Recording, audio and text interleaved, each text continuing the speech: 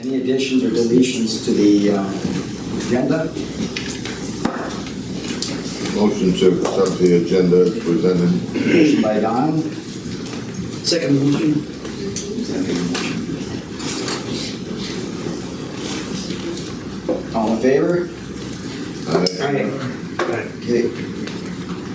Minutes from May 15, 40-minute meeting. Move to approve.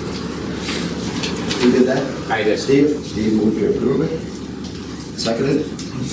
Second by Robert. Any questions? Well, I think we're gonna have a lot of discussion. The report from the attorney is in the minutes, in the meeting minutes. That's where I have it. So, I don't know, the city came back with a rebuttal to some of this stuff from the attorney, so for ownership of the facility, so somehow, if we could remove this report from the attorney and take that up in a separate, as a separate item. So you're asking to have it removed from the minutes because it's for some reason? Yeah, it may be contentious. I mean, it may need to be explained. It was just what he discussed on the phone, so I just put in the way he discussed it on the phone to make sure it was recorded. Okay, is there another report then? There was more to the report, but that was just where he discussed the ownership and easements, so that's what I put in the minutes. Okay, well, I see the city's done some work on this, reviewed it. Yeah. And so we got to follow up on Well, that. that comes under I&I, that's not, nothing to do with the minutes. It's the minutes of the last meeting. Yeah, that's, and it was carried. But John, is your problem, or is your concern that we've actually just copied the document into there? Yeah, is this going to become an official report on our position on ownership? Or is this coming later then, or? We'll discuss it again later under under old business, under I&I. But when Stacy did the meeting minutes, given the way David Oberstar ran through that report, he basically walked step by step. Stacy thought it was, and I agreed, that the best way to put it into the minutes was just to use his report. Oh, okay, well. And it does say it's pending ownership and pass from the other entities. So it's pending review from other entities and right in the motion. So Yeah, this is not the final say right here. Right, okay. All right, well, then we're passing on them, we're voting on the minutes, on the accuracy of the minutes. Yeah. Mr. Chair, I do have one question, and it has to do with the paragraph under sewer line east of lift station number 8, the second paragraph. And the sentence that I just would like to have some clarification on is in the middle of that paragraph, there's a Oberstar and Strand suggested that a blanket document be created to address the easements that are currently written for North Cooch in the East Cooch area, and then progressively transfer easements as properties are sold. I just would like a clarification, just an understanding of what that, and I guess I didn't grasp it at the meeting when that discussion was going on. Sure, because of the number of easements that are in place right now that are within pretty much old East Cooch, especially along the Brennan's Beach area, for example, and extending beyond that, but that's one of the main areas for this. There are a number of easements that are written to North Cooch, even though I think everybody realizes that that is the East Cooch district. So when we were talking with the court recorder, they indicated that for us to go through and systematically change each one of those at this time would be a costly endeavor. It's about $46 for each easement to transfer. So Oberstar's thought was that originally that we could create some sort of a blanket document that says all of these easements that are currently written for, and then we've come up with some description as to how we wanted to classify them, that would take care of it. And then as properties change hands and those property descriptions are rewritten, then we would build the easements into those at that time, rather than going through and making those changes, changes to those documents and incurring that cost. Further, Mr. Chair. Okay. So how did it come about that the easements or the documents were put in the North Cooch? We can't figure that out. No, I remember back then, and I remember being confused about it. Why was it done that way? I don't know which attorney did it, or whether they got the bad direction from someone. It was a mistake. One of the thoughts was that maybe just with the timing of the formations of the districts and with funding, that maybe that played into it. We really aren't sure why or how, or we can't find any documentation that explains it, and nobody has a memory that is that accurate for that long, so it seems. I think that even, it was mentioned someplace that there were 65 grinder stations, which were obviously part of East Cooch, that were owned by North Cooch. All the grinder stations in, at that time, East Cooch. You know, it was obviously wrong, but what do you do? Yeah, and like I said, we can't find any documentation or explanation of it, and it was back in the early 80s, so any of you that have some really great thing here that remember, if you can provide insight. Thank you. Okay, any other information on minutes? Any questions? Any concerns? All right. All in favor? Aye. Okay, and then for our information, we have the April East Cooch minutes. Anything on that we'd like to talk about? Okay.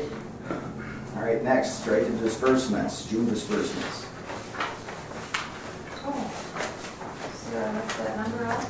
So move to approve the June disbursements of $73,179.78, Okay, including the blanket authorization. All right, by Don. Seconded? By Steve. Any discussion? Anything there, Cindy, that is out of the ordinary or something should be aware of? No, it's summertime, so we are seeing, some summer expenses. We start doing different things in the summer than we do the rest of the year, so that's part of it. But I don't think there was anything exceptional in here other than that. Okay. Anybody have any questions? Mr. Chair, on page 2 on the June communication allowance for Jeff Clow, if he's off work, why would we? Stacy and I both kind of questioned that, and there was never an indication from the board that we wanted to cease paying that. So without indication that we should cease, we just continued on. How long is he still off? We don't know how, yeah, he is still off, but we don't know how long he'll be off for. I guess we have a policy for paying the communication, but we don't have a policy for not paying. When do we not pay? And I guess one of the reasons why I was not in a hurry to get rid of that is I know there has been times where if questions come up about parts that were ordered or different things, I know he is communicating with us. So I think that consists mainly of his a cell phone. Yes, that's what that covers. And is that cell phone just for work, or is it? We don't know. Okay. So the thing is, My inclination would be, having had a work cell phone myself, that even though you may intend to have it be just for work, it never ends up just for work. I guess that's the best answer to give you. the only other option we'd have is discontinuing and reconnect it again. I suppose for just a month that wouldn't make sense, but it's definitely something to think about for long range. Yeah. And probably penalty if you disconnect and reactivate there.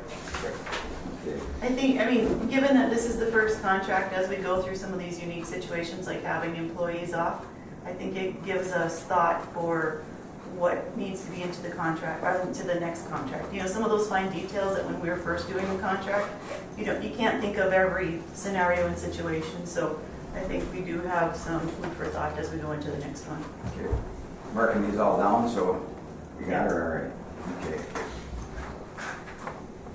Anything else on disbursements and blanket authorization? There is a little bit more testing in here as well, again, because it's summer and that's kind of when some of that testing comes about. Like the top of page 4, we have toxicity testing for $1,500. That's an annual occurrence and it's an expensive one, but it's required. Okay. All right. Okay, let's vote. All in favor? Aye. Opposed? Aye. Okay. All right, financial reports. Today, it's not very, we're not in sync as we're voting. We used to go around in a circle. Today we're just kind of throwing everything out there. I mix it up with my other work all the time, sorry about that. Cool. Mike's, All right, we'll do Mike's that. not here to Starting keep now. us in line. Yes. Too many boards I'm on. Okay. All right, Financial. financial reports.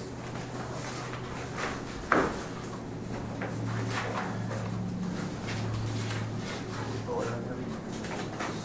Oh, we do still vote on?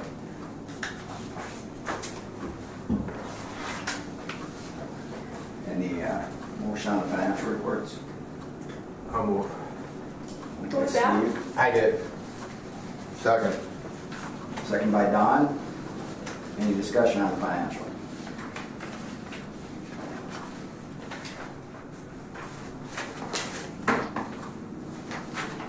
Is there anything on the financial that we should be aware of? Anything? Just that flows are still down, so our income is down.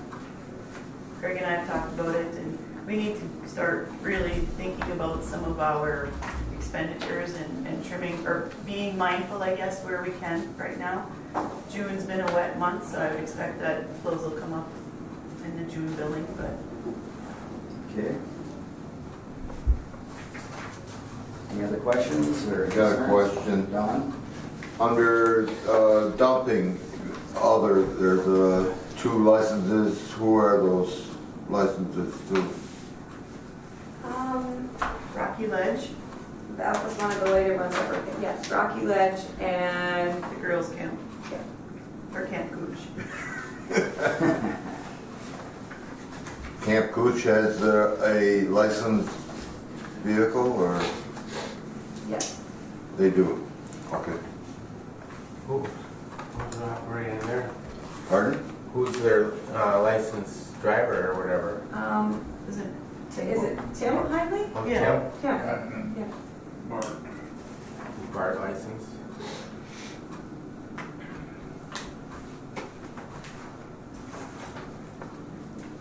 Any other questions or? I think the RV park that's gonna be due to opening, and I think that owner of that has a license. That's He what has it told me. registered with us or talked to us Okay. about dumping. I better tell him. He needs to be permitted to do it, yeah. Yeah, he's got it down as cab or whatever. How close are they to opening, do you know? Middle of July. Okay, I see the sign there that they're working on. Any other items to bring up on the just financial reports? If not, let's vote. Oh, I'm sorry. Before we do that, we did talk, we talked to the accountant after the audit about different things like compensated absence expense. I'm not sure if you want to talk about that now. The conversation. Well, it was a long conversation with him. It was a good conversation for me because just to learn about how they do the books. You can do it differently, depending on the wants and needs of the board.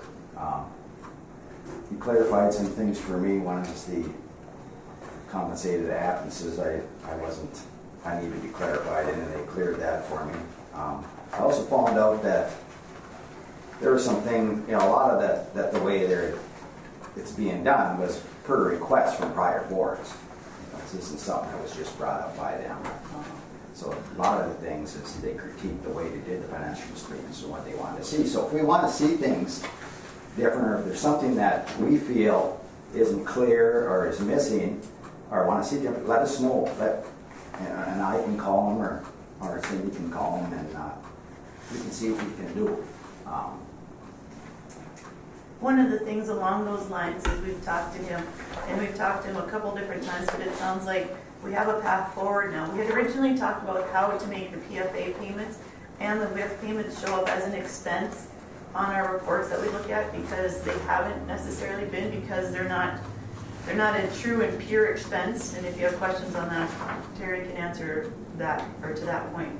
But he's going to set it up so that we do have an account under expenses from now on, that we can show when we're taking that WIF money and putting it, well, it'll show up as an expense, even though we just transfer it to an asset account.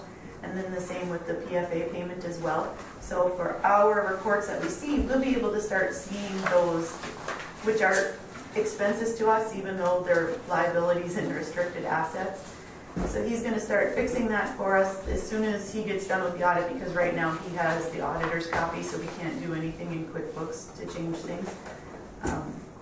So that'll be a change. And then at the end of the year, when he does his magic accounting stuff to make the audit, then he'll fix that for us. John? Yeah, I've got a question about depreciation expense. Are we just forgetting about that now, or is that common for not to cost out depreciation? No, I think he does it in the audit. Yeah. I see it every year in the audit, but we don't actually. And it's just carried as a minus or as a deficit? Should show up on the balance sheet. Yeah, on that big picture one where it talks about the actual value of the asset that we have in terms of property and equipment, and then it shows the depreciation overall. It's Change in value and everything. Yeah. So that'd be something to look at. But yeah, and I just wonder who's giving him the numbers on what to depreciate and how much a year to depreciate it. I think we give, for the most part, but I'm not, correct me if I'm wrong, but we give them the information when the item is bought. And I think he determines most of, he suggests that there's different options where Right. depreciating. And I think like a pump or something, like maybe it's 10 years. Yeah. Vehicles and. When they were here, he had pulled a couple receipts and wanted to know if it was an item that he would be depreciating depending on the cost. So they went through all the disbursements and pulled different things that they questioned to know what they should be depreciating. Is that something you want to look at? It should be in the financial statements when we have in the audit. the audit. I'm sorry, not the financial. That's okay. In the audit, yeah. It'll be part of the audit. And that's something that he is determining, that we haven't given him any input in saying that we want to follow this type of depreciation schedule or anything. He's determining that. Okay. Yes. On that income and expense, comparing the previous year on 330, it's miscellaneous income, and I don't know, I can't remember how we Yeah, we didn't like that. I don't think we liked that, but. If I recall, last year, that number probably had monies in it from when the employees were paying back the health insurance. Okay. I think that's probably what the majority of that number is from last year. And from this year, I think did we have a credit on something? Or a couple credits come through? There was one for 160 recently or something. Yeah, for the refund from Frontier, correct. And then there will be the payback, or the union dues, because that goes around again. It's one of those, you pay us, we pay you. Another counterpart to that was, at one time we had miscellaneous expense, And we didn't like that very well at all. So I don't know, did we get rid of that? It's, You're not I like- think it's still there, it's used very rarely. Yeah. I think it's budgeted very small as well, if I recall. It shouldn't be very big a miscellaneous expense account, so I don't know. Is that like I don't remember what part. We got cash or something.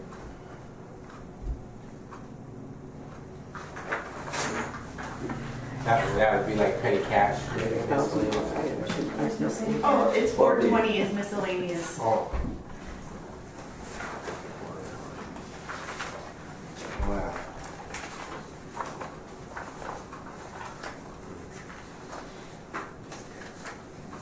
It's hard not to have a miscellaneous, but it shouldn't be much money in there. And easily explained. All right. Anything else on the financial reports? Rob? On 436 and 469, we didn't budget anything for temporary labor or for insurance on the vehicles. So let me handle the insurance one first. For whatever reason, before I was here, there's actually we pay our insurance in one group payment to League of Minnesota Cities. That covers our liability, that covers our work comp, that covers our vehicles. And what? Property. And property as well. So that's one lump payment. So there's historic accounts here that have been used in the past. So some may have numbers in them, some may not. So right now, I just noticed that yesterday when I was looking at it, liability insurance is $479. And I think that's not, is that auto too?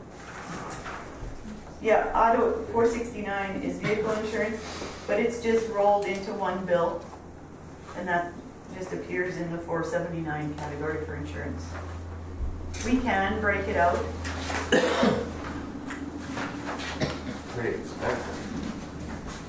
Sorry? I say it's pretty expensive. Well, keep in mind that's all of our insurance, and given all the property that we have, and we have a fleet of, 5 or 6 vehicles. So you budgeted, we're almost at the budget and we're only like 4 months in, but so it must be like the annual dues or Yes, paying, okay. paid, but February, March, March, I believe.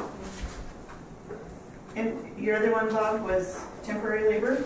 Correct. Again, that's another one where there's multiple categories, so actually if you look at,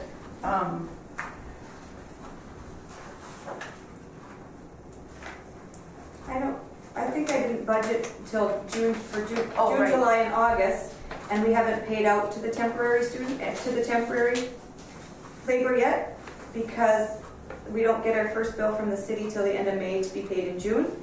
So next month you will see a budgeted item and a comparison to last year. We didn't budget any money? we did, but we knew that we were only going to incur those expenses in June, July, August. So when we run the reports for June, it'll show up in there. Thank you. And as for my comments about it's in multiple places, it's because under Social Security and I guess Social Security, there's an account there for temporary labor as well. You have to take into account that East Cooch is paying for half of the temporary labor. Yeah, and so that money's, I'd have to double check on the contract how we did that if we built it in. But in the past, we've actually done it at the end of the summer, because if we have a student that maybe for whatever reason they don't work the 8 weeks that we have expected and they only work 6, or maybe they work more, we wait till the end of the summer, look at the total amount that we spent on temporary labor, and then split it up with East Cooch. So they get the bill after the fact. Just to make sure that it's as accurate as possible. Anything else on the financial report? If not, I'll ask for a vote. Robert? Yes. Yeah. Yes. Yeah. Yes. No. Yes. Okay, next, old business, I update. Okay, so basically where we're at with I&I is last meeting, I presented you the memo from Freiberger, from Mr. Oberstar outlining from a legal perspective based on easements, property deeds, and enabling legislation, which is the statute we were formed under. His legal opinion as to what we should own and shouldn't own. So after the meeting, as per the motion from the board, I shared that information with the 3 entities. I received responses from all of them as of last night. Rainier has agreed to this document as it's written. East Cooch has agreed to this document as written. And International Falls, I distributed this morning their responses on the ownership document. There's possibly, maybe I missed it, but I didn't see in there the owners change in ownership of a short piece of interceptor in Rainier that it was just North Cooch took over ownership of it like a couple of years ago. There was a resolution passed, I believe in 2013, by both Rainier and North Cooch that took that section. I believe it was from, how did it go? Basically the section of the interceptor within Rainier city limits, and they said, North Cooch, you should own this. So there has been. Right. But that was not in Overstar's. Yep. Oh, was it in there? Okay. Yeah, okay. basically, in short, everything from 8 all the way through that main line to the ponds, which should be ours according to the document. Okay. But if we do have things like that that we think we've missed, we need to be careful about that, make sure we're doing the best that we can on this. Like for example, after the fact, I realized that North Cooch does have an easement for lift station. I think it's number 2, which is an East Cooch one in Old East Cooch. That needs to be included on here as well. And we should also double check the one in front of the Duke. Was it number 3? Lift station number 3, and make sure that the paperwork's proper on that as well.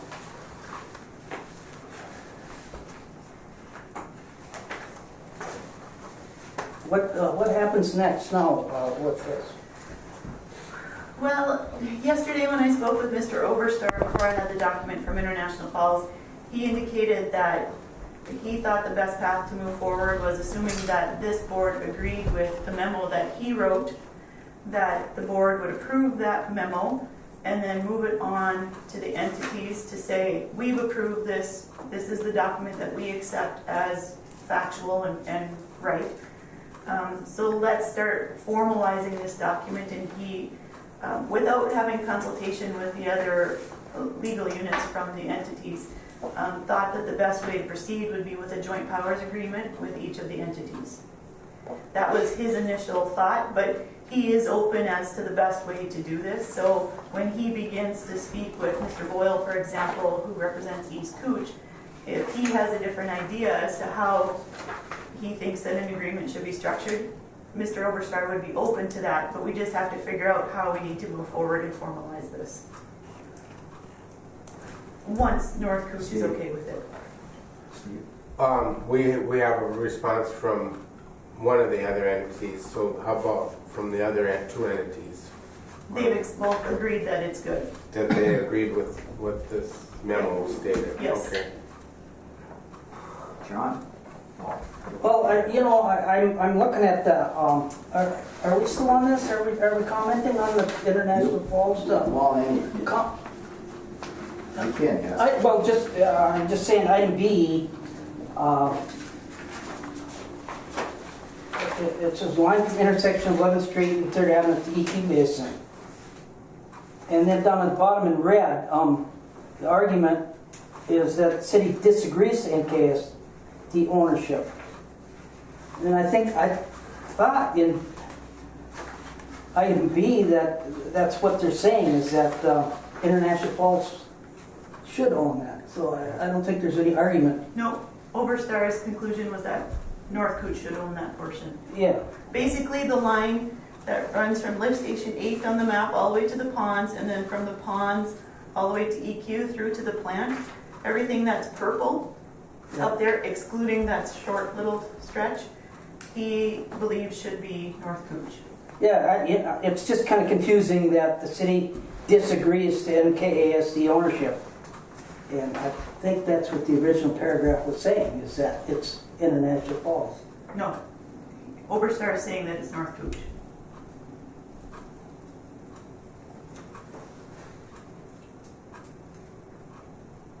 Is it accurate to say that this one had already completely again, is that Oberstar said that that North Cooch owns it, but they feel the city should own it? No. Okay, so let's walk through this just so we're on the same page. On portion A, Well, excuse me, but it says accordingly, about 3/4 down the paragraph, it says accordingly, it does not fit into the definition of an NKASD interceptor. So I guess there's probably some confusion about what that paragraph, original paragraph says. because this is where we get into the historic portion of it. So that line, if we run backwards, because it'd be easier. So if you start at the EQ and run backwards towards Holiday Station, dollar stores, etc., that's where the line currently comes into from the ponds. Historically, that line would continue down Highway 53 and go across at 11th Street and then cut diagonal across through Carson Loopy and then down kind of south of the Burner Road and then come out at 15th Street. So what he's talking about here where it says accordingly, he's saying that stretch from basically from the Holiday Station to 15th Street is an old historic line that is not being used as an interceptor, and that portion should belong to International Falls.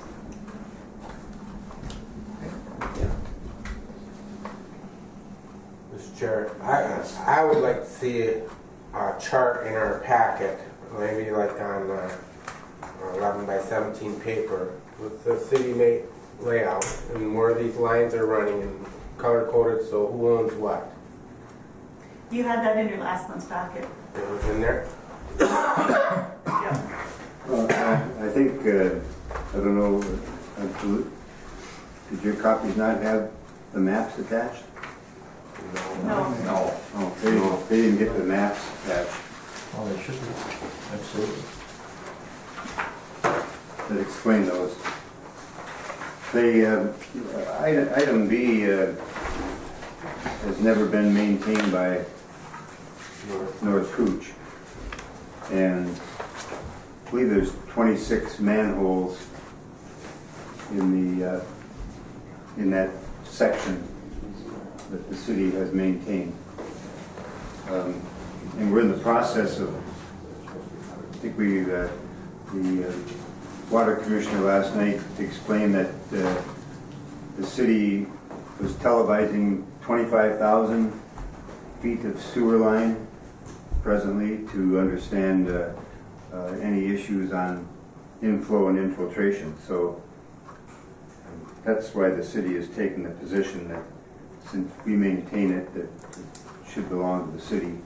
And I think the city attorney said it best last night, is that we really would like to see the North Cooch district operation be one of operating a plant to treat the effluent, and that the entities be responsible for the collection and bringing it to the North Cooch. So the city council adopted this last night as a city position, the paper that they had before you. However, when the enabling legislation was created, they actually talked about the district being a collection and treatment facility. So that goes back to the statute. I think that's a general statement, though. So it looks like we need to send this back to Oberstar and get his opinion, is that correct? Well, Mr. Chair, I'd like to put a motion before the board that the North Koochiching Area Sanitary District Board accepts the positions on ownership of the City of International Falls, and that the city administrator and representatives of the city be included in any discussions of understanding with the North Koochiching Area Sanitary District Attorney David Oberstar. Second. Seconded by Keisha. Discussion. So does that mean that City of International Falls alone is to be part of the discussion, or the other entities are not, that are excluded from this? Is that what you're saying? Well, I think it only pertains to International Falls, but if others want to be a part of discussions with the attorney, I'd say that's fine. I mean, whether we do it at a meeting here or do it at a special meeting, or however the board wants to do it. Some of the things in here does talk about the other districts and ownership of, I think, lift stations. Yes. And So I is think that what we're- you're referring to, they should be involved in that? Yeah, and I think this goes to the existence of the sewer district because North Cooch, sewer district, and it was created by the legislature, state legislature, and you know, that's it is formed as a sewer district using all the bylaws and that are typical to a sewer district. And you know, it's not just giving away or deeding back property to the entities. I mean, there's much more to unwind this whole thing. I don't know if we would be able to. So I see it as, you know, just at first glance, if the city would want to take over maintenance of things, that we wouldn't have to do it. It would sound like a good idea for us. But just on first glance and looking at this, I don't know if we should make that decision right now without having Oberstar look at it, and maybe all of us, get in more information, really look and see what this really means? I sent this to Mr. Oberstar this morning, and I do have a response from him.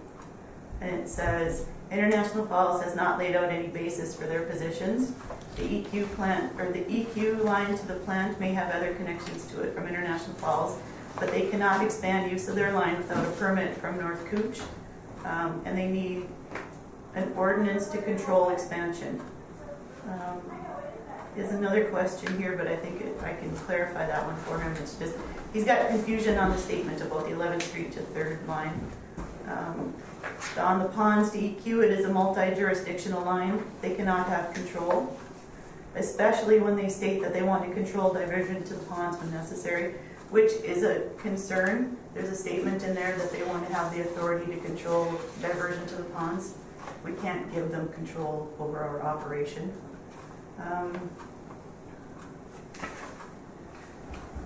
The lines from lift stations 1, 7, and 8 suggest that either Rainier or East Cooch own them.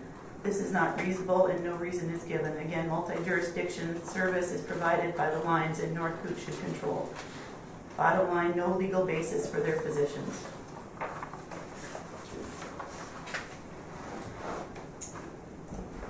Well, I think the ownership of the lift stations is one of fairness. Why should the citizens and the sewer payers in International Falls pay for the operation and the maintenance of those lift stations that do not serve International Falls at all?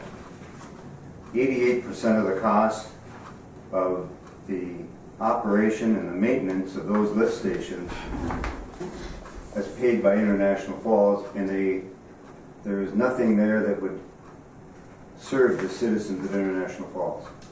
And counter to that, I would say that based on the percentage that East Cooch and Rainier pay, if the flow from International Falls wasn't as high as it was, we could probably do some streamlining or capacity adjustments within the plant that would provide energy efficiencies that would probably result in a wash for those costs of what it takes to run those lift stations. That's an if, so I suppose. I mean, we'd have to do an analysis to understand that and look at the length of lines and what have you around all of that to understand whether it is financially fair or not, but if that's the question that we're at now, then that's the direction we have to go. Yeah. It's unfortunate that the city of International Falls has the oldest collection system, and there's a lot of leakage into the collection system, you know? And I think that the North Cooch has tried to mitigate that to some degree, try to work with the city, to try to manage flows so that we don't have the bypasses, etc. But we don't charge for the bypass water, the extra water. Everybody, East Cooch is paying for all the water that comes through their system. Rainier is paying for all the water that's being generated by them, but International Falls isn't. It's not being metered, that bypass. So that's all that extra money there too. It's not been accounted for up to this point. Now, I think this operation is, this sewer district has worked well over the years, and to me, I can't see this, what's going on here. Why? I mean, the city, I think, has been served really well by the sewer district. And yeah, I don't understand. I think there's something else going on here. I don't know what it is. What do you mean when you say you think something else is going on? Well, I kind of think that there's, I kind of think that this 88%, that number has come up a lot. So International Falls is paying 88%, I think on average. Maybe it isn't quite that much.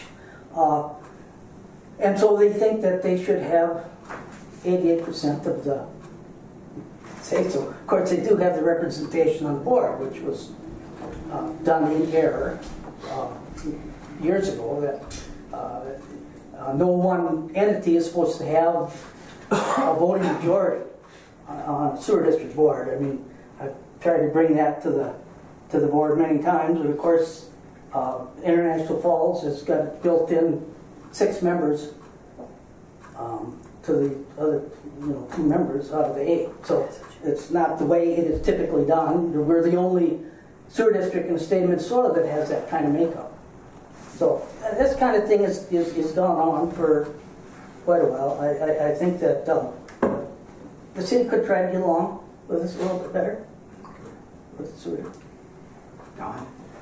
Since Rainier and East Cooch have accepted Overstar's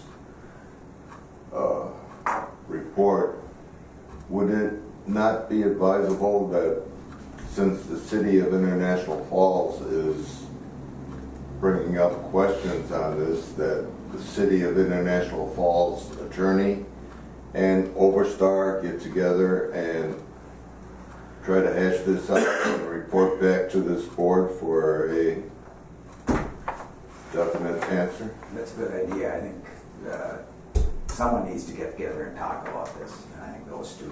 Now, the issue is there's some issue on the other sewer districts taking on responsibility of costs of some of the lift stations. Should they be involved in the conversation also? I think that Rainier and East Cooch have agreed to Overstar's finding. Okay. Except if they would decide, Overstar say, yeah, I'm not saying you would, but what would you say? I don't think there's no contention there. So that discussion is brought up. I think that's a good idea, that more discussion is done, so this is done smoothly. That's what I proposed. Yeah, and it looks, some of the stuff does look smoothly. The question is if there is some question for some of the members on the board and from the director, I think it makes sense for those 2 lawyers to get together and just have a discussion. I don't think it would hurt any. And the smoother we can make this work, the better, I think, for everybody. Bob, would you mind restating your motion? Stacy was making copies when you were... Or if I can just take a copy of it, that would be great. And here's the maps. Thank you. And then who was the second on it, Keisha? Yes. Yeah.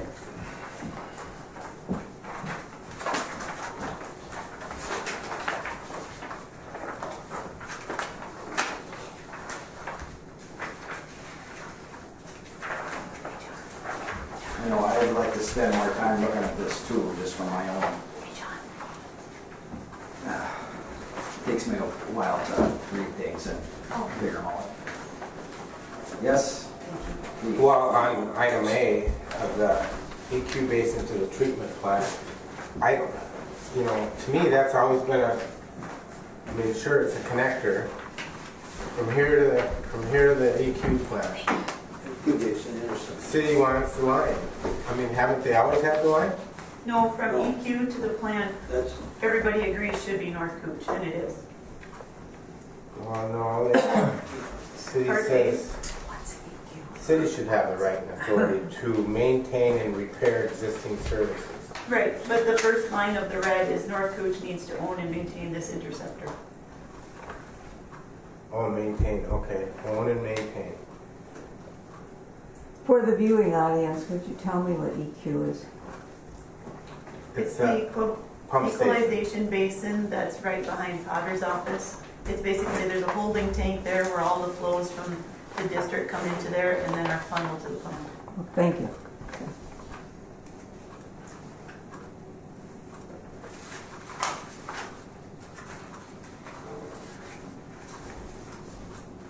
Any other discussion on the motion? Well, what is the city saying we should change on that one, on line A, or item A? Nothing, they're just saying that they still want to be able to basically do what they've done in the past. Correct? Ken? Yep. They're saying no change to that. We just continue doing what everybody's done on that one. But they're just basically reserving their right to continue to do what they've done with their connecting lines from facilities. Is that in the enabling legislation or our ordinances, is that memorialized in there someplace that the enabling legislation does not say When it that comes, we have? when it comes to clear-cut ownership explanations, nothing is laid out in the enabling legislation, which is why we're having this discussion right now. It gives definitions, it gives, I'll say, scenarios, but it doesn't specifically say, this line from point A to point B belongs to so-and-so. Steve? I agree with the city's comment on this is, so what they're saying is, if any new business wants to tie into that line, they don't need to go through a sewer extension permit. It's more of just a regular hookup.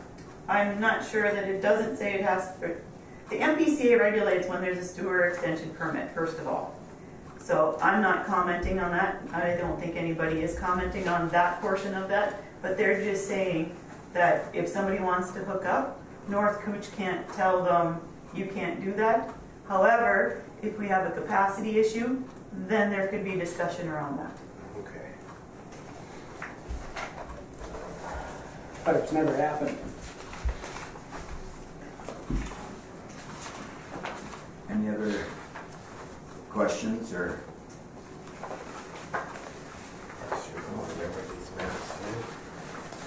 Does anybody want the motion read again, or are we ready to vote? No, I'd like to look at that motion, if I may. Could you read it to us and into our time?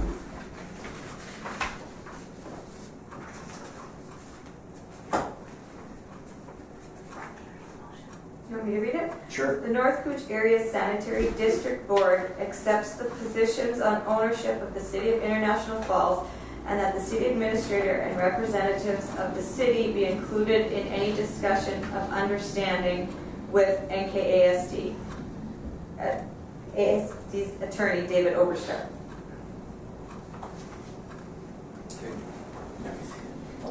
All it's doing is putting this before the attorney for discussions. But doesn't it say it's accepting the position of International Falls? Well, I think you need to accept the document in order for it to be discussed with the attorney. If you're not accepting it, then the city needs to have its own discussions with the attorney. So we're accepting the receipt of the document, but not the information contained in it. Okay. So in voting against your motion, you're saying what? That You don't. That we're the not city, accepting Well, in order for this to be before the attorney, it needs to be accepted by the board. Just as your positions, that you agree with his position, need to be before the attorney. But your motion is to not accept Oberstar's report. Well, in some cases we agree, and some we don't. So, So I guess in the past, if I may, when we've had communications back and forth with the entities, I've basically just funneled all of those responses to Oberstar. So, because he is our legal counsel.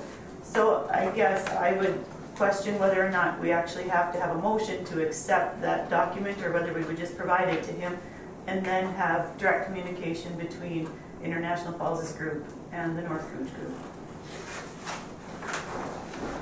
So the motion on the floor is to not accept Oberstar's report. I can't, oh boy.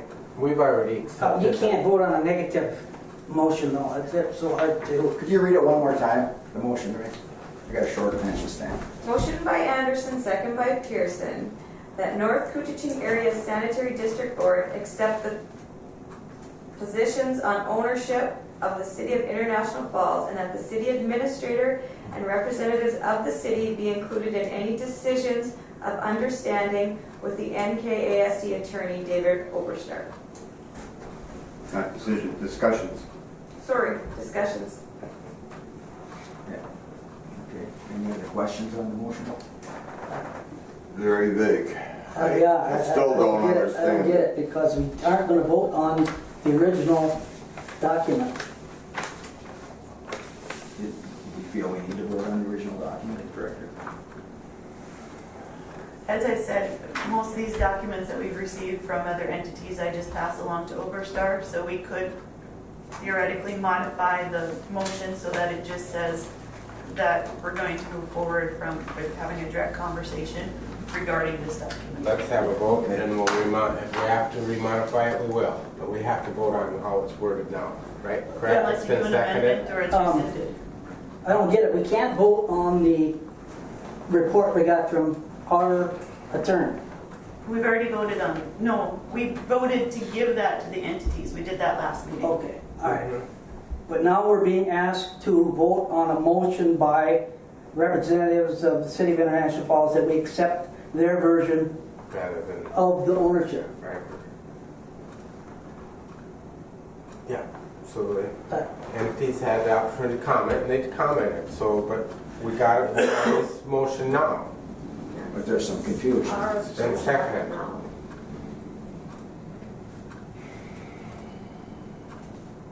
Well, I gotta vote no, I can't. Mr. Chair, is it in order to table, the motion to table that, or does that have to come from the? I'm not sure how does that work. Why am I on a motion to table? Oh, we can motion to table it? Then we Till will next get an meeting? opinion from the Freiberger on how we're supposed to handle these comments back from the other entities. I think that might be a good idea.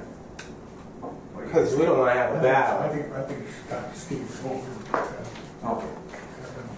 hash it out. Okay. So, I'm not sure how this works. I make a motion to table this until this discussion is done. Okay, but I just want to be clear on something. So Bob's original motion Yeah, is to say that we're going to basically accept the receipt of International Falls' document and then move forward with meetings from International Falls.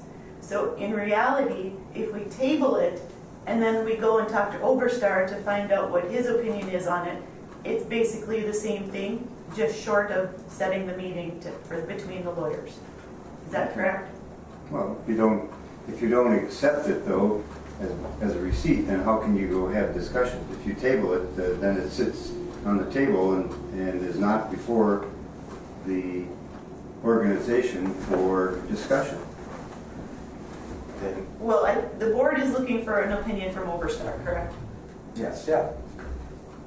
I would be happy if the motion said we just accept the comment from the city, but in that opening statement, it's saying the North Cooch Board is in agreement with the city's position, and we're not right now. Well, that would be taken by vote, but Bob, would you amend that to make that more I clear? think the motion is clear.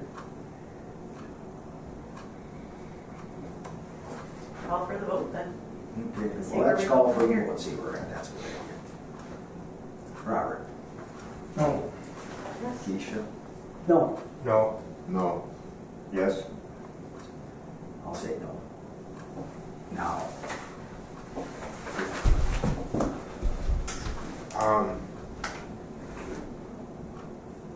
Now, my normal path forward would be, as I've done, to share this with Overstar and then talk about with him what our path forward is as a district. So now I'll put to the board, because it sounded like there was some discussion as to whether or not we wanted the legal sides of each component to speak. So is that the direction that the board wants to go now, that we set the meeting between International Falls, or between basically Shermone and I'm guessing Ken Anderson and Overstar and myself, and try to hash this out?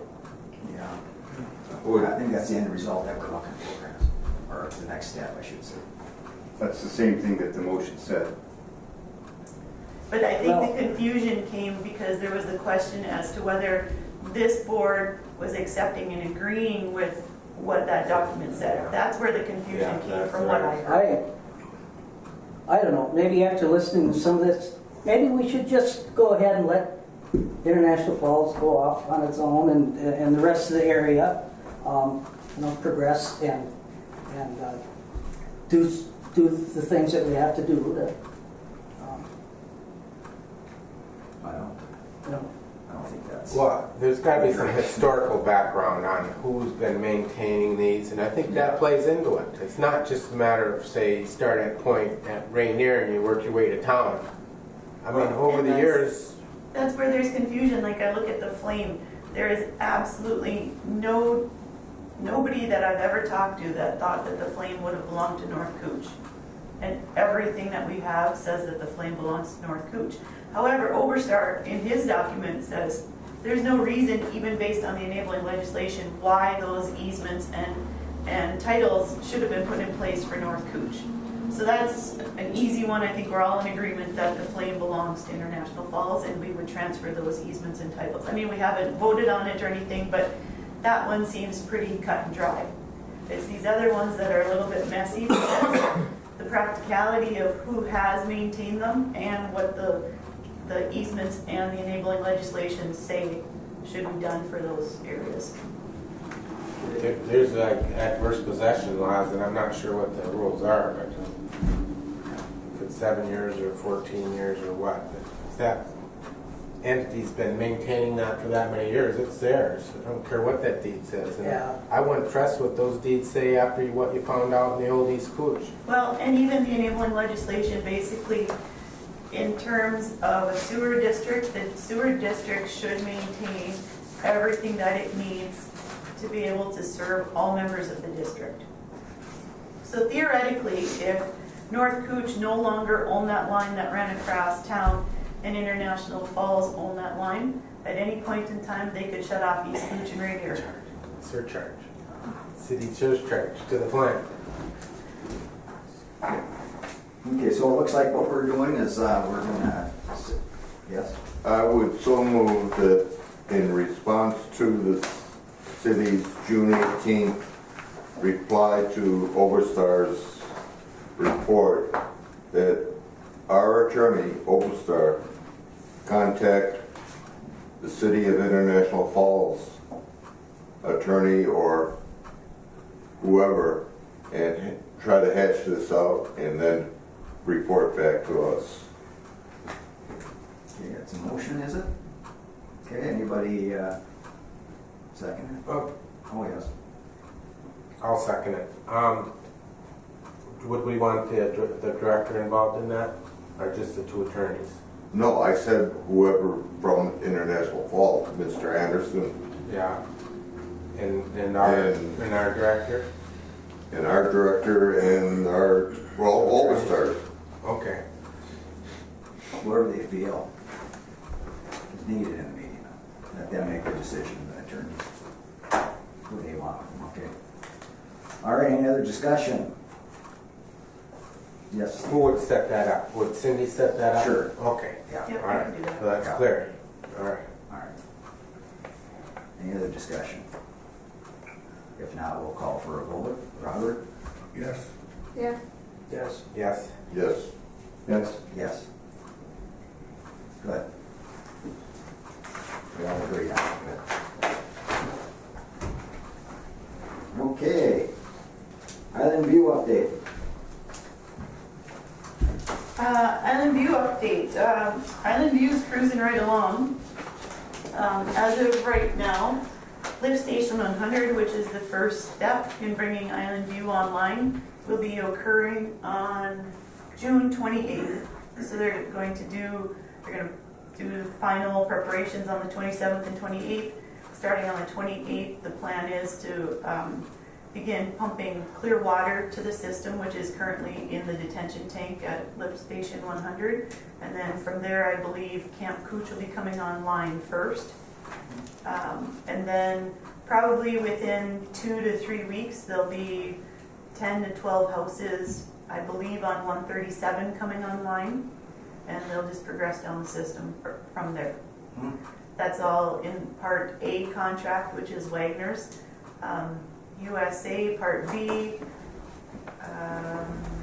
there may be the potential for a couple grinders within July, but I'm not quite sure right now. Okay, Don? You're gonna have Greg or our people inspect these meter pits to make sure that we can get to the meter pits and make the proper readings. Correct. So on the 28th, basically kind of everybody's coming together starting at 8 a.m. So I've asked our guys to make sure that one or, well, as many as we can spare that day are there when they start valving everything in and beginning the preparations to start up. So whoever's there will go through all of that with them, and then they will be training in each of our employees after that, going through alarms and panel information and whatever they need to know. So everybody will be trained in, and the guys have to kind of check the box that they're okay with it before it happens. And it's my understanding that all commercial establishments in this new area will be metered. That's my understanding as well. And upon our inspection of these going online, we will get a certification that these meters have been calibrated. So this was one of the things we talked about. Unfortunately, our calibrations for all of the other meters that we have to do twice a year are happening today. Right. So, but these other, the new ones will be coming online, but I assume that they are calibrated.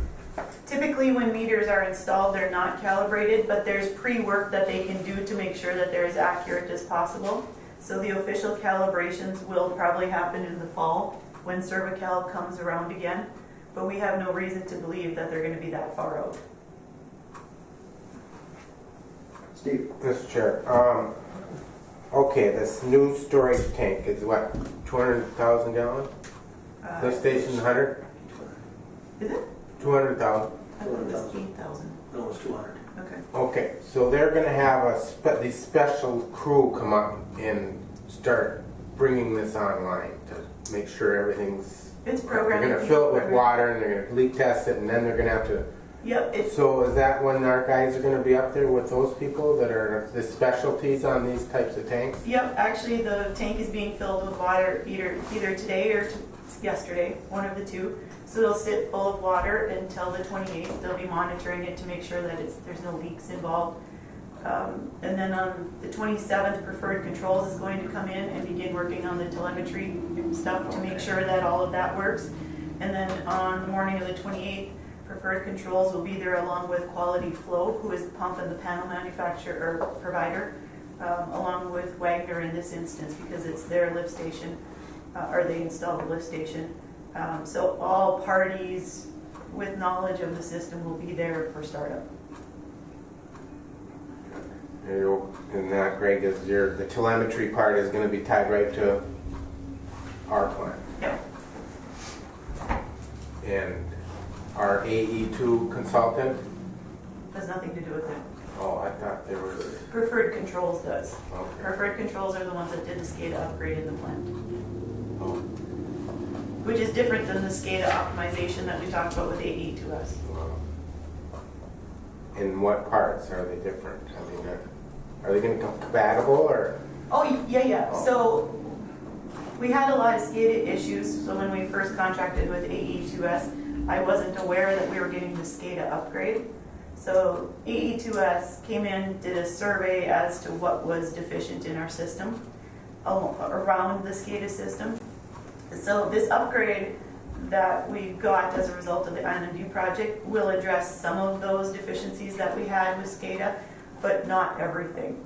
So once we have the new SCADA system in and we're used to it and we can maneuver through it, then we'll touch base with AE2S again and say, okay, this is what we have now, let's pick up where we left off. But there was no sense AE2S doing a lot of those optimization things until we had the new SCADA platform in. Well, I don't believe that the expansion of this sewer project should cost us expenses to upgrade our SCADA. It didn't. Okay. And the new project paid for everything, which was very beneficial for us. Okay.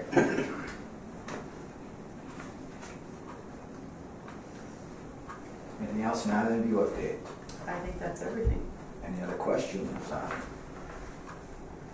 this topic? If not, we will go to the reposting generator.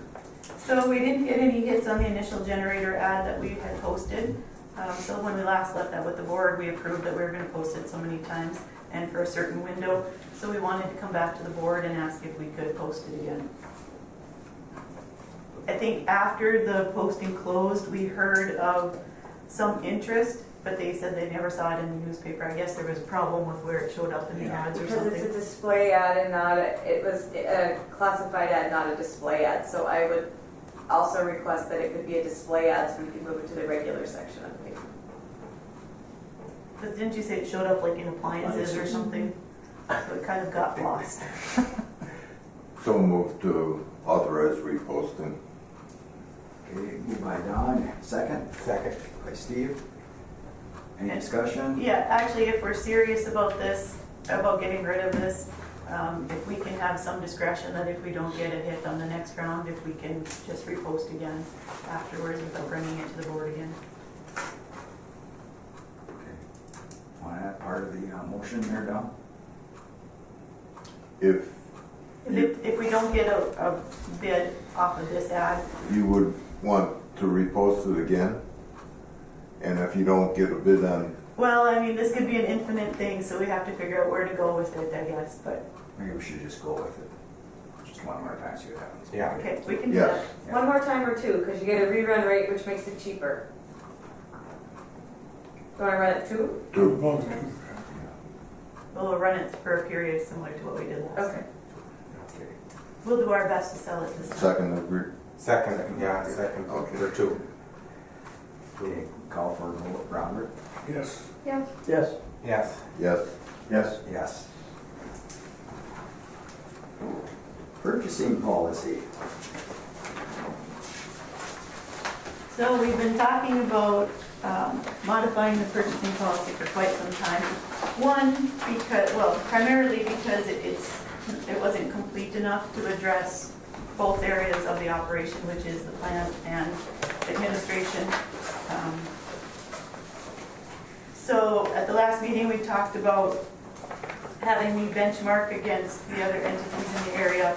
And I spoke with Rainier, the county, and I have the cities as well.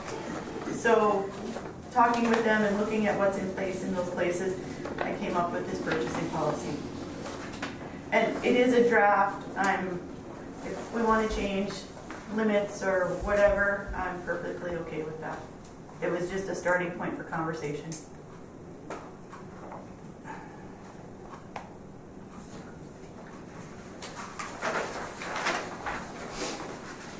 I'll move to approve.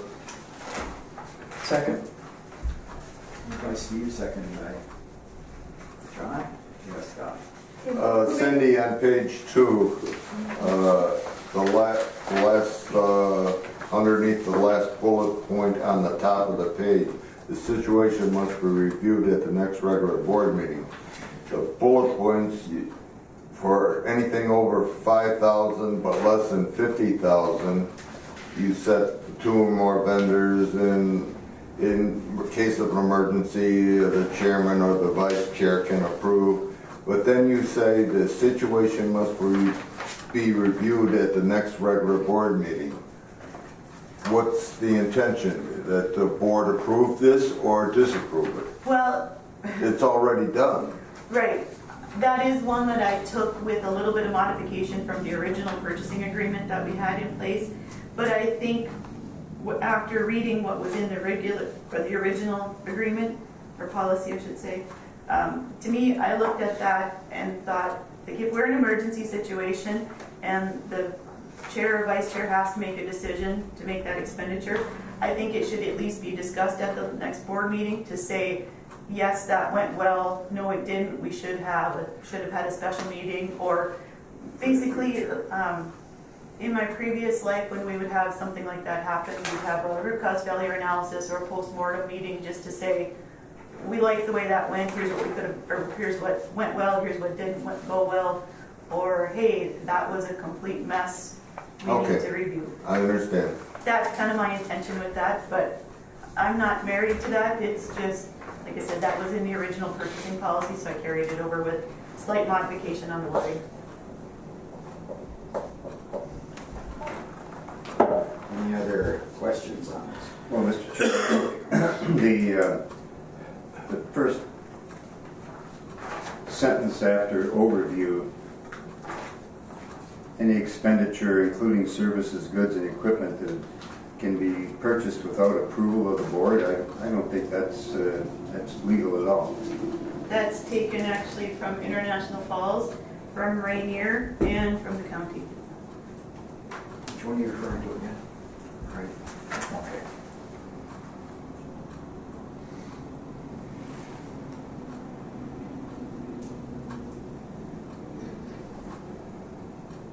Rainier doesn't have a formal policy. They just say that if it's budgeted, then they can make the expenditure. The county is very similar from speaking with Jenny, and the cities, I believe, this was in line with that as well. Except I think theirs was 10,000.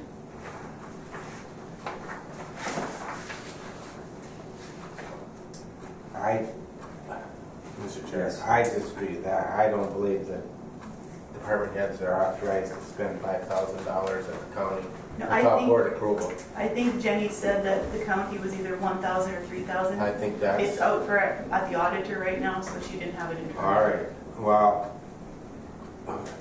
I agree with Bob. I don't like the wording on that, and I don't know where it came from. I mean, who has the authority for this expenditure? I mean, I think the county's it only refers that $5,000 limit is 5,000. I'm pretty sure, if I remember right, unless they change it. Only refers to when it's a capital purchase, because we spend 5,000. Our agency spent consistently over $5,000 bills every day. So I know that for the county, because I live by that. And International Falls explicitly says any budgeted purchase up to $1,000 or $10,000 shall not require an additional committee recommendation or council approval prior to purchase.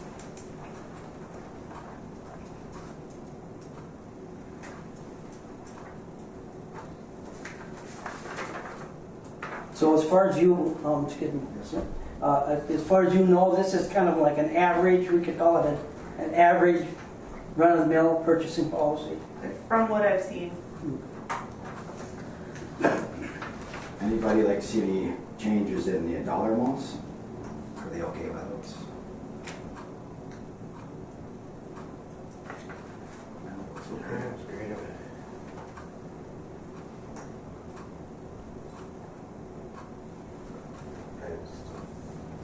Okay, any other discussion? Yes, Steve?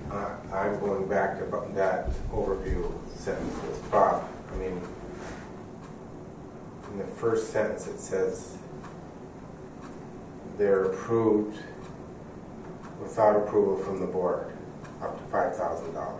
But then as you go down to the administrative expense, it says items between $250 and $5,000 must be authorized by the executive director. So in that first sentence, there are limitations on who can expend up to $5,000. But basically, it's under the director's approval. Anything else? So then it should state without board approval, but following director's approval or something. Well, that's why it's laid out under administrative and operational underneath. Okay. Two different scenarios there. I mean, I'm not attached to 5,000. If the board is a little concerned about that much, we can lower it. I don't have a problem with that. Like you said, John, I kind of just grabbed a number. International Falls was 10,000. Our budget isn't nearly as big as theirs, so I was okay going lower. I can remember the 5,000 being in a written purchasing policy that we had in years past. Would it be for like a cost of an emergency pump? I mean, what are those pumps running, those standard ones It depends. in the lift stations? We bought one for the clarifier recently. No, that was a motor. That was a motor, electric motor. They're anywhere, you can get heads on them for 600. You can have pumps for $2,000 or more. Yeah. It really depends. Oh, we just bought one for that one out by that Rick Chick. That lift station, didn't we buy a new pump there? East Cooch did. East Cooch, yeah. And those were expensive. Those are big ones, right? Those are So, $4 or $5,000. Actually, yeah. Wasn't that 5 horse? 5, some of them in flights are 5,000. Yeah. It all depends on what size the pump is. Any other discussion? If not, we will call for a vote. Robert? Yes. No. Yes. Yes. Yes. No. Yes. Okay, that's passed. All right, operator's report. All right, Mr. Chairman and board members, first of all, I talked about that mixing pump for the sludge storage tank last month, and Vesco was here, and we got the new pump installed and had it up and running, and the pump was running real good, but we noticed a little vibration in the motor. So after we were looking at it real close, we noticed that on the base, one of the motor mounts is broke on the base. So there's where the vibration was coming from. And the motor mount is part of the base. So he says, if you guys want to run it like that, you can run it like that. But we recommended, let's fix it. Let's fix it right. So right now we're about another 3 to 4 weeks out to get a base for it. It has to be made by the factory. And the base is only $130. But we feel that we should probably replace that too because of the money we put into the pump and stuff. We don't want to start cutting corners now. We figured let's fix it right. So it is a couple weeks out yet before we get that fixed. We have to put a new base on there because we noticed that one of the motor bolts was broke, and that's where the vibration was coming from. But anyway, the pump is in and that was running real good.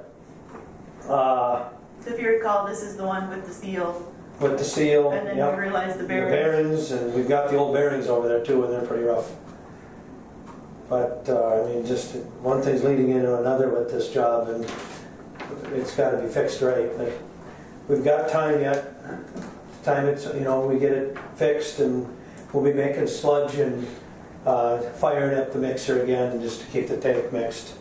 Also, another issue we got is out at our meter house, the pond discharge building, where we discharge water out of the ponds when we need to. The valves weren't closing real tight, so anytime we wanted to close the valves, they kept spraying water. So we thought, well, maybe we can take the actuators out and the valves out and bring them back and clean them up. Them valves, been in there since, I believe, about 1984, and we thought we could take them apart, but there's no way. They're so corroded and so gone that they're not worth fixing. The actuators are fine. They were replaced in the last project. So them are on the bench over here. We got the old valves laying over there, but we're in the process of getting new valves right now. And there is 2 valves in the meter house. I mean, we can put one in, or we can put them both back, put 2 new ones in.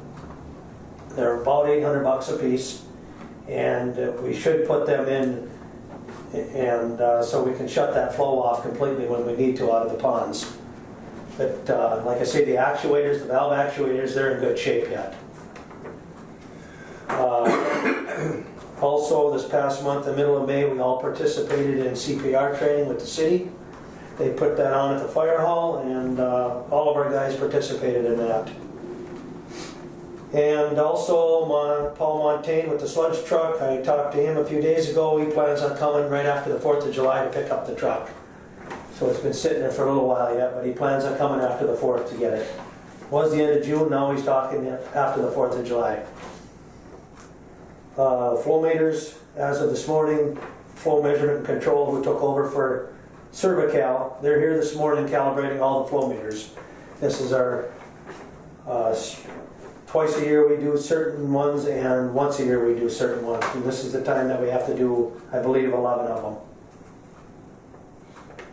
The filter building over there, you can see John Henry Foster on the disbursements there. We had oil filters and air filters that had to be replaced. We got to change them every so many hours, and also we send in an oil sample to John Henry Foster, and they test the oil to make sure there's no wear or how much wear there is on it, just for warranty purposes too. We have to send in that oil sample every oil change to stay compliant with the warranty on the Quincy air compressors.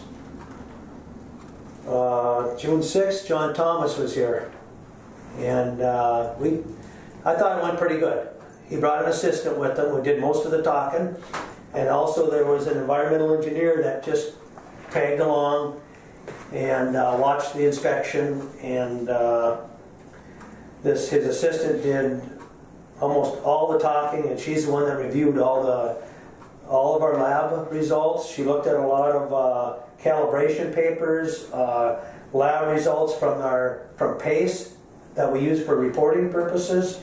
They also looked real hard at when our cyanide we started using our correct method. They wanted to see all the papers when that was all switched over, when the correct method started being used from that lab out of Michigan. And then I took them on a tour of the plant, and also we went to the EQ. They wanted to look at EQ, and then we went to the ponds. We usually, the last time he was here, he told us we had to do this pond evaluation sheet. Prior to that, we never had to do it. And I asked him, well, we never had to do this before. Well, we're supposed to do it, he says. So we did it. A month or so later, he says, well, you guys don't have to do pond depths. That's the only thing you don't have to do on that. Well, now when we're out there for the inspection, his assistant says, well, how are you going to do your pond depths? I said, we don't do pond depths. Well, who told you that? I said, this guy right here. And he says, well, we don't have to maybe talk about that. No, he says, we'll have to talk about that. And his exact words were, we're not here to make it easy for you. So no matter what you do, it just ain't enough. Oh man, I just it's going to be interesting to see this the report when it comes back. Though we thought it went a lot better than last time. He was here about half the time, but so we'll see what he says about the pond depths, if we have to do them or not. But I thought the inspection went real good. Good. The DMRQA, we did complete our last test, the VOD test. That was submitted to the PT provider, ERA out of Colorado. The study closes July 6th. They've got till the first part of August to get us our results back, whether we passed or failed. At that point, if we fail, we have to retest. If we pass all the tests, then we have to submit that to our coordinator at the MPCA. And also all the contract labs submit their results to the state coordinator also after that time. But the study closes July 6th. And we're pretty confident. We've always passed it, and have no reason that we shouldn't pass again. I know a year or so ago we paced down there, flunked. one of their tests for the toxicity, and they had to retest, and that was a bunch of paperwork to go through. Also, we had some trouble and issue on our secondary clarifier. You can see in there's a $300 motor that we had to replace on the old side, train A, on the secondary clarifier. We got a motor in, we installed it, and internally it was shorted out. It took out the overload block up in the MCC section, and we ended up calling and getting another motor here, and they just told us to throw the old one out and they'll send us another new one. So we did get that installed, and it is up and running as of yesterday. And it was down for about 3-4 days, that clarifier, but it's up and running now and everything looks good. I did mention toxicity testing last month, that we got an email that we passed all our tests, but we officially got the report back and made a copy for ourselves for our files. We also made an extra copy and we submitted it to the WQ Submittal Center, which we have to submit that to them. And we've got till December 31st to submit that, but we did it right away, just get it out of the way so we don't forget about it. So that's been submitted to the WQ Submittal Center, the toxicity report, which we did pass. Also, speaking of the toxicity, they looked at last year's toxicity report real close too when they were here, John Thomas and his assistant. And we had to pull that out for them, and they paged through that pretty thoroughly too. But I told them we haven't got the report from this year yet. It was just a week later that we got it. And then this past month we did meet all our effluent requirements, and that's about all I have. And you notice we did get another load of ferric. About every 2.5 months we order a load of ferric. And we, like I say, we do the in-house phosphorus testing so we can monitor what the result is, and we can, tweak that chemical up and down a little bit as we need to. But it's running about every 2.5 months that we have to order a load of ferric. Steve? Were they looking at for anything in particular in the toxicity review, or? They don't say much. They just look at it and they ask for stuff that they want to look at, and they're paging through and looking at it and stuff, and then they ask for something else and we got to pull it out. Yeah. John? You'd mentioned like 2 pond valves installed in 1984. Yeah. I'm trying to do my math, and so that's like 35 years Yeah. old or something like that, and I'm sure... And it's in that environment where all that water's pouring out of it and stuff, and they're just and I'm sure growing. that we were talking about depreciation, and I think probably something like that, depreciation's 15 years or 20 years or something like that, so that's... That was the conversation that Greg and I had. He said, I think we can salvage these. And I said, well, take them apart, check, but I'm guessing based on what we figured the age was, I said, I think we might be buying some new How about the ones. actuators? No, They're good. They were replaced. They put new ones on during the last project here. So they were good. But the valves, we thought we could take them apart and clean them, but there's no bolts to even take apart on them for the packing and stuff on them. They're gone. So, Is the river coming up? oh yeah, the river's up. As of this morning, we had to turn the effluent lift station back on. Yesterday we were debating whether to, but this morning it's at a point where we have to turn it on. And we just did that at 7 o'clock this morning. Okay. We knew it was coming. But effluent lift station's back on now. it's not up the moisture we got here, I don't think. I think it's further up the watershed, isn't that? I mean, that's where they had the most of the rainfall. It's a huge watershed, and it takes a while to all get here, so the timing could be right. And with all the rain that we finally had, the ground is fairly saturated, I would expect. So it's not going in, it's running off in a lot of instances, I think. Dodge the bullet. Wisconsin got it. The other day there we had another issue at the bar screen at EQ too. We went down there to check on it, and we had a couple busted shear pins, and it must have just broke because we got down there and checked, and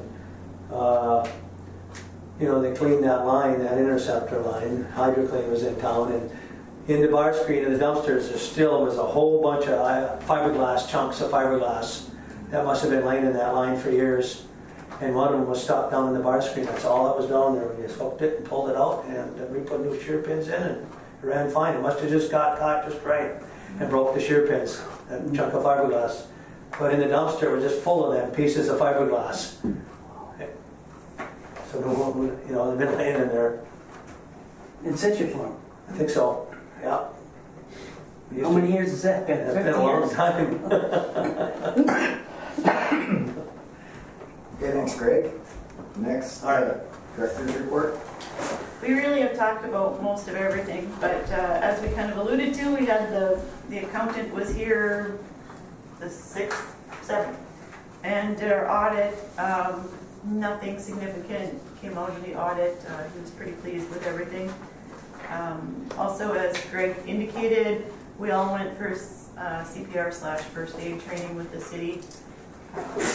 And that made some heightened awareness again with the inadequacies of our safety program that we don't really have here. And one of the most fundamental things that I realized is that we are sadly lacking on first aid kits. So I've been working on making sure that each of the trucks has an adequate first aid kit, that there's some in strategically located places in the plant and throughout our treatment system, as well as here in the office. So nobody get a boo-boo here until we get a first aid kit. But that's something that we're working on, and more and more this is becoming very apparent to me that we need more focus on our first aid, or our safety program, and that's on me. So. And I'm fortunate the city has extended, as part of their safety program, a seat to us on their safety committee. So I'm going to be going to that. One of the first meeting is tomorrow. So I'm going to be able to see what they're doing and steal with pride some of the information from them that we can adopt for ourselves, because we're lacking. And it makes me scared every day. Okay. I think that the guys do tank entry this spring too, or was it last year? They did confined space this past spring, yeah. Yeah, okay, with the city. Yeah. Yeah, no, we're still one person short. Staff member, how's that going? We're hobbling through. The sooner we get that guy back, the sooner or the better off we are. We're feeling it, but it's manageable right now. But we're fortunate that one of our students that we have is a returning student, and he's very mechanically inclined, so he can help the guys out quite a bit too. And the other one's green, but he's working out so far, and so. Okay. Thank you. New business, anniversary and step for Stacy Can on July 8th, 2018. So this will be Stacy's 6th and final step in her job. And truthfully, this is the 6th and final step for any of the positions. So she has a raise coming due to her on July 8th. And it is in the contract, but I think we have had a history of voting to approve those. So it's at the pleasure of the board whether they want to vote or just follow the contract. Well, if we voted in the past. I think we did Let's last do year, it. which was the first year. So of the move to contract. approve. Okay, seconded by, there we go. My data set. Okay, all in favor, Robert? Yes. Yes. Yes. Yes. Yes. Yes. Yes. Okay, correspondences. Talked about the auditor. As normal, the WIP funds were transferred to our WIP account. And next meeting is July 17th at 7:30 a.m. Sounds good. Motion to adjourn? Well, Second.